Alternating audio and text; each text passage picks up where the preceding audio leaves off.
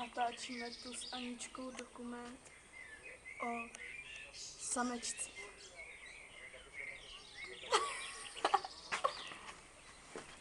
Takže ano, namíříme si na skupinku opuštěných samců. Ten, co teďka hodil frisbíčko, se jmenuje samec a alfa teda. Je to dominantní samec, co se týče hodu frisbee. Jmenuje se Jan Malina. Jeho zájmy jsou házení frisbee, počítač a je věčně unaven. Když si všimnete té skupinky 4 samců, tak ten nejtlustší se jmenuje Hugo. Nebo možná Fogo.